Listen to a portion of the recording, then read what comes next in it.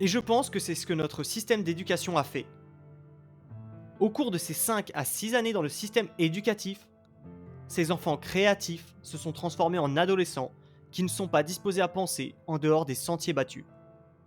Revenons donc à ce secret dont je parlais. Aujourd'hui, je veux partager avec vous un grand secret. Et ce n'est pas un secret que beaucoup d'entre vous vont vouloir entendre. Mais en même temps, il est si important que je dois vous en parler. Ce secret, le voici.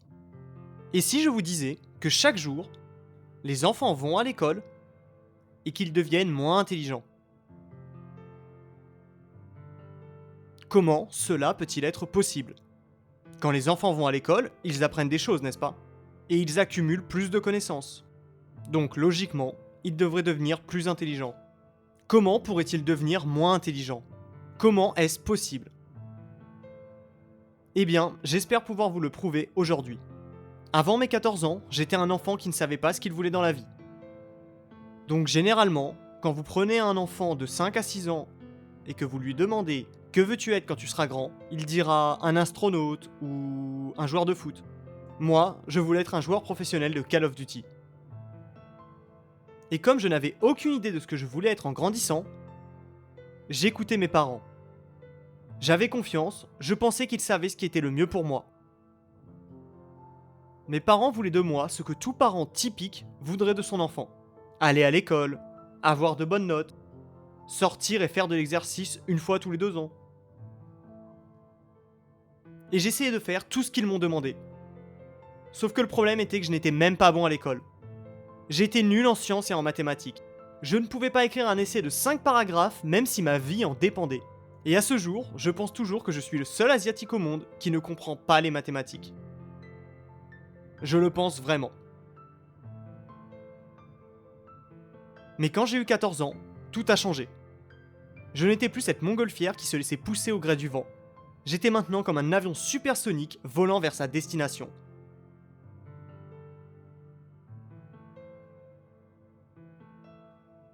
Il s'agissait d'une invitation. Pas à une fête d'anniversaire, je n'en ai reçu aucune. Mais à un plan d'entreprise. Et j'étais curieux. J'étais tellement curieux que j'y ai été. Le directeur du programme nous a expliqué que pendant plus de 5 mois, nous formerions une équipe, nous développerions une idée d'entreprise et on présenterait cette idée à un panel de juges. Ils nous jugeraient à quel point nos costumes étaient bons, à quel point nos idées commerciales étaient bonnes. Et pour faire court, au cours de ces 5 mois, j'ai formé une équipe, j'ai développé une idée, et nous avons en fait fini par gagner ce concours et ramener un chèque à la maison. Et ce seul événement a suffi à susciter mon intérêt pour aller de plus en plus à ces concours. Au cours des 2 prochaines années de ma vie, je suis allé à des dizaines et des dizaines de ces concours. Et je les gagnais presque tous. Et j'ai réalisé que j'aimais vraiment ça. Pas seulement parce que j'ai aimé les gagner, mais aussi parce que j'avais une passion que je n'avais pas encore réalisée. C'était une passion pour créer des choses. Parce que la seule chose que mon équipe faisait différemment de nos autres concurrents était à chaque fois identique. Eh bien, tout le monde allait monter et présenter leur idée et leur PowerPoint. Mais pas nous. Nous nous rendions dans un Home Depot, nous achetions des fournitures et on construisait réellement l'idée dont nous parlions. Et les juges étaient tellement époustouflés par le fait qu'un groupe d'adolescents pouvait aller créer des choses, pouvait fabriquer des prototypes et avoir un minimum de produits viables que nous avons gagné presque tous les concours. Juste parce que les juges ont aimé le fait que l'on crée quelque chose de concret. Lors d'un de ces concours, j'ai rencontré un Polonais d'âge moyen nommé Frank. S'il est ici aujourd'hui, je ferais mieux de courir après ce discours. Il s'est approché de nous, a jeté un coup d'œil à notre prototype et a déclaré: Je peux vous aider à transformer cela en une véritable entreprise. Pensez-y. N'est-ce pas cool? Nous avons 16 ans et nous allions créer une véritable entreprise. Au début, nous étions tous en mode, il est temps d'être Steve Jobs, allons construire Apple et abandonner l'école dès maintenant. Mais nous avons réalisé que ce n'était pas si facile. Donc n'abandonnez pas à moins d'être vraiment sûr d'avoir une bonne idée. Nous avons réalisé que la première partie de la construction d'une grande entreprise consistait dans le fait de constituer une grande équipe. Nous sommes donc allés à notre école et avons mis en place cette petite présentation dans notre auditorium, dans laquelle nous présenterions notre idée. Et avec un peu de chance, des jeunes se joindront à notre équipe. Nous avons envoyé une invitation à toute notre école.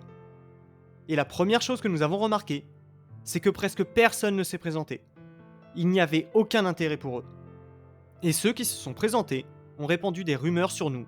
Et tout au long de cette semaine, nous étions en fait marqués. On se moquait de nous pour nos idées.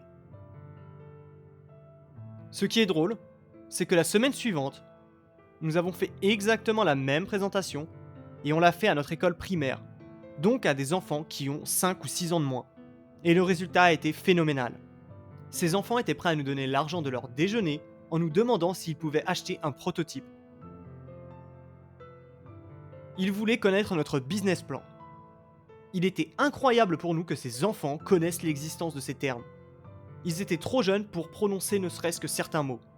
Cela m'a tellement inspiré. Et je pense que c'est ce que notre système d'éducation a fait. Au cours de ces 5 à 6 années dans le système éducatif, ces enfants créatifs se sont transformés en adolescents qui ne sont pas disposés à penser en dehors des sentiers battus. Revenons donc à ce secret dont je parlais. Comment est-il possible que l'école rende les enfants moins intelligents ? Le fait est qu'il y a tellement plus qu'un seul type d'enseignement. Alors que l'école peut vous faire devenir plus intelligent sur le plan académique, elle peut vous apprendre la physique, l'algèbre, le calcul. On leur apprend à penser d'une certaine façon pour suivre un chemin de vie prédéfini. On leur dit, allez au lycée, obtenez un diplôme, allez dans une bonne université, trouvez un emploi stable.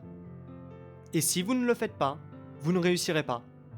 Et si c'était vraiment le cas, comment suis-je encore ici aujourd'hui ? Comment ai-je fait, moi qui suis un étudiant médiocre ?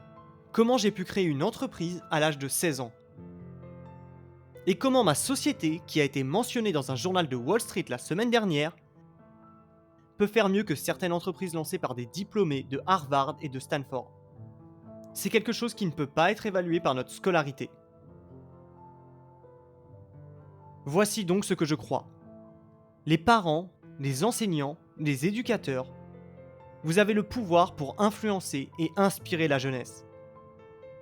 Le fait est qu'il y a beaucoup trop de gens qui sont là en ce moment et qui sont obsédés par l'idée de dire aux enfants d'aller à l'université pour trouver un bon emploi et ainsi réussir dans la vie. Il n'y a pas assez de personnes qui disent à leurs enfants d'explorer davantage de possibilités, de devenir des entrepreneurs. Et s'il y a un message que je veux que les parents, les enfants et vous tous présents ici reteniez de ce que j'ai dit aujourd'hui, c'est que vous pouvez ouvrir vos propres portes, que vous pouvez vous éloigner de ces chemins tout tracés, ce chemin limité et étroit que l'éducation nous impose. Vous pouvez diverger et créer votre propre avenir. Vous pouvez créer vos propres entreprises et créer vos propres associations à but non lucratif. Vous pouvez créer, vous pouvez innover. Et s'il y a un message que je veux que vous gardiez, c'est cela. Personne n'a jamais changé le monde en faisant ce que le monde leur a dit de faire. Je vous remercie.